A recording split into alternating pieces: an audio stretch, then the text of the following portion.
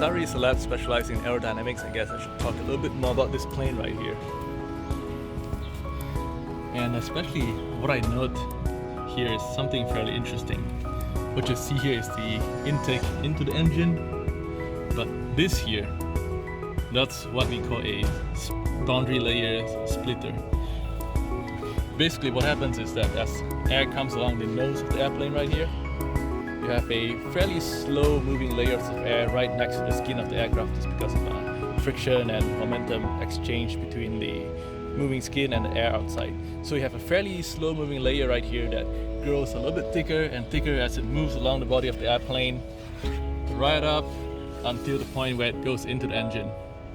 Now this layer of slow air behaves differently than the fast moving air outside, and the engine intake really doesn't like when you have a mixture of slow air and fast moving air going into the engine phase. You know, as the compressor blade rotates around this air of different velocity, you can create some fairly bad vibration that will eventually wear out your engine, or kind of destroy it early altogether.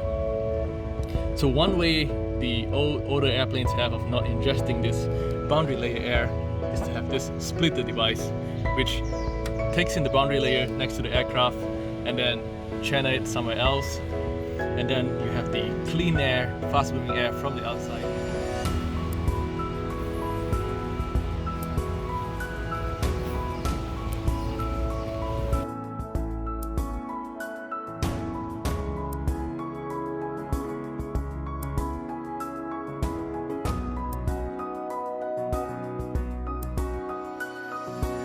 But aside from the propeller itself, you could actually power the propeller set by different sort of engine systems at the back.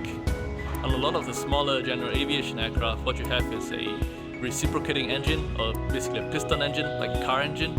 But on more powerful aircraft, which I suppose this is, reciprocating engine might not have enough punch for it. So what you have actually is a tiny jet engine, they call it gas turbine, right here. This is a tiny jet engine connected to a gearbox, which is then connected to the propeller itself, so that the propeller has to turn at a slightly lower speed than the jet engine system.